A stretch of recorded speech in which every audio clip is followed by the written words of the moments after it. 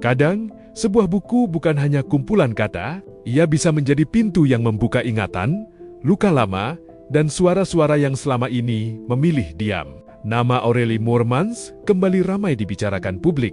Namun kali ini, bukan karena peran di layar kaca, melainkan lewat buku memoir pertamanya berjudul Broken Strings, Fragments of a Stolen Youth. Buku ini mendadak viral setelah potongan ceritanya beredar luas di media sosial dan memicu empati besar dari warganet. Dalam unggahan di Instagram, Aurélie menjelaskan bahwa Broken Strings adalah kisah nyata perjalanan hidupnya, ditulis dari sudut pandangnya sendiri. Ia bercerita tentang masa remaja saat masih berusia 15 tahun, ketika berada dalam sebuah relasi yang tidak seimbang dengan sosok yang usianya jauh lebih dewasa. Tanpa menyebut nama, Aurélie menggambarkan adanya pengaruh kuat, kendali emosional, dan proses panjang untuk akhirnya bisa menyelamatkan serta memulihkan dirinya. Aku baru selesai menuliskan buku pertama aku yang berjudul Broken Strings. Aku bukan penulis, dan buku itu tadinya nggak pengen aku publish, tapi Tyler baca dan dia bilang itu bagus dan bisa membantu orang-orang. Tadinya aku tuh nulis itu dalam bentuk healing, karena dari kecil aku pengen banget gitu nyampe 32 tahun, seumuran dia waktu dia nge-abuse aku, karena pengen bisa lebih mengerti gitu, kenapa ya bisa kayak gitu dulu. Dan ternyata aku udah sampai seumuran dia, tapi nggak ada yang harus dimengerti, memang salah. So, aku punya buku dan akan aku keluarkan tanggal 10 Oktober, tanggal yang sangat traumatik buat aku. Kalau kalian baca bukunya, kalian akan tahu kenapa. Dari dulu tuh aku pengen sih share pengalaman aku gitu, biar bisa membantu Aurélie kecil yang lain. Dulu aku coba sih, 13 tahun yang lalu aku pernah coba share pengalaman aku di Facebook waktu itu, tapi malah jadi bumerang buat aku. Media-media cuma ngangkat-ngangkat kata-kata yang clickbait yang akhirnya merugikan aku. Orang-orang yang baca berita cuma tahu 1% dari cerita aku, dan itu pun kebanyakan nggak benar gitu. Jadi ya udah, ini aku share dalam bentuk buku. Jujur aku deg-degan banget. Ini pertama kali aku keluarin karya yang bikin aku super deg-degan banget.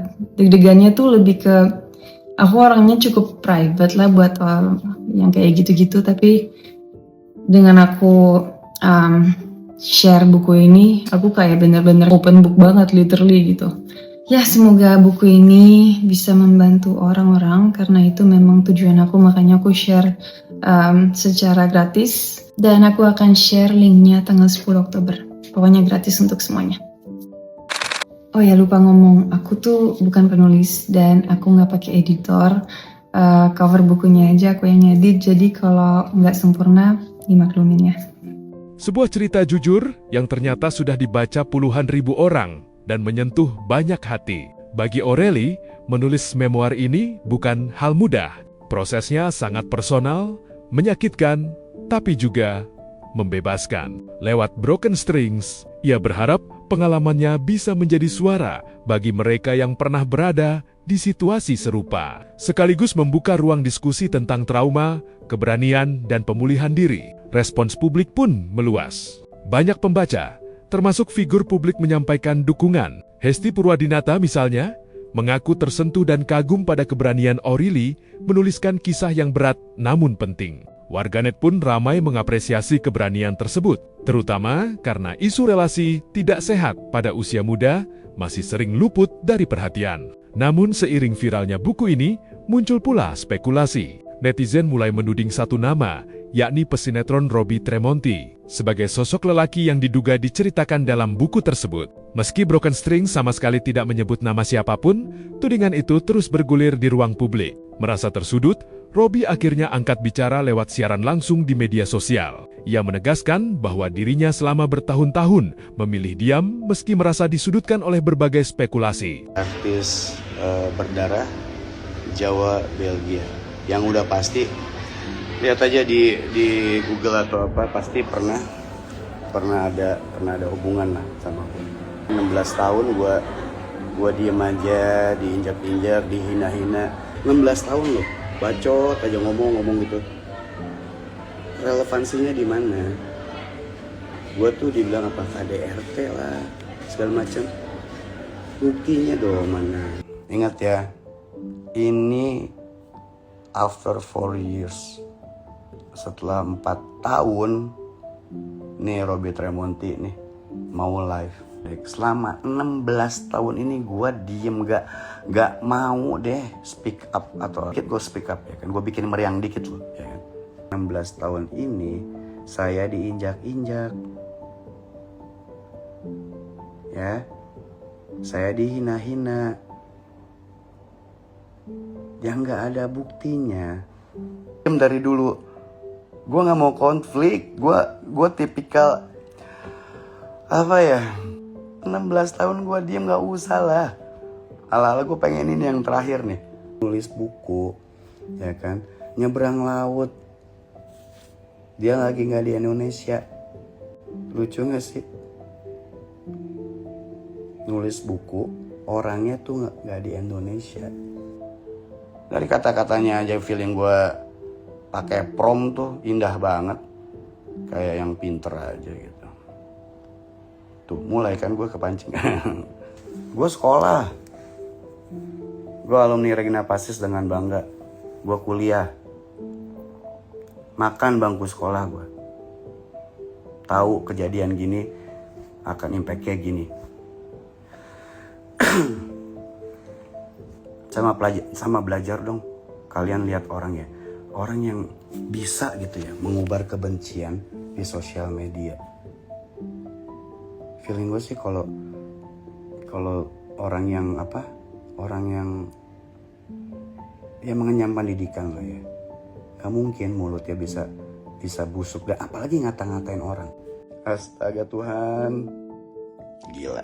Namanya juga hidup di negeri Konoha ya, serba pasal-pasal karet segala macamnya. Tapi kalau misalkan ada celahnya sih, gua proses nih katanya. Ya, kalau dia masih berkuar-kuar, hati-hati. Saya nggak mundur nih, orangnya ada nih. Ya kalau yang ngata-ngatain saya balikin lagi nih. Ada yang berani ngata-ngatain, saya minta pertanggungjawabannya. Situasi ini justru membuat polemik semakin panas.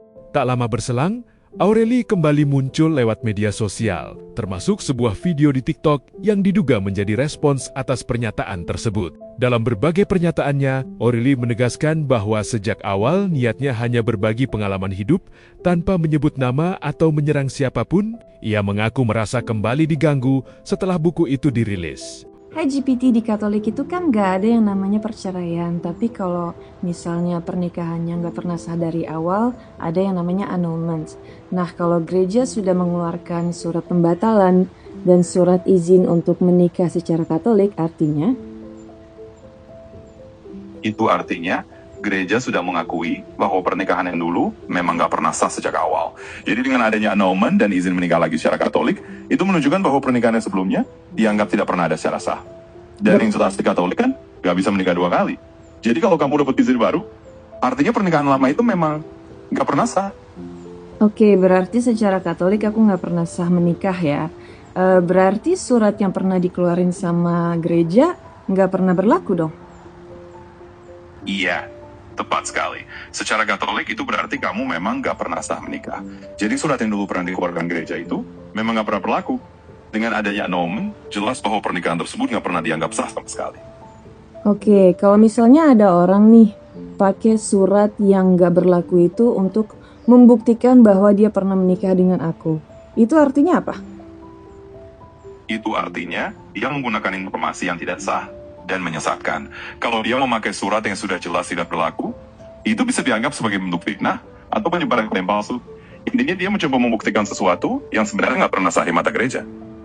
Oke, berarti kalau fitnah gitu bisa dilaporkan dong? Iya, betul. Kalau itu memang sudah termasuk fitnah atau pencemaran nama baik, tentu saja bisa dilaporkan secara hukum. Jadi kamu punya hak untuk melindungi diri kamu kalau ada orang yang menyebarkan klaim palsu dengan dokumen yang tidak sah. Kira-kira bisa sampai berapa tahun?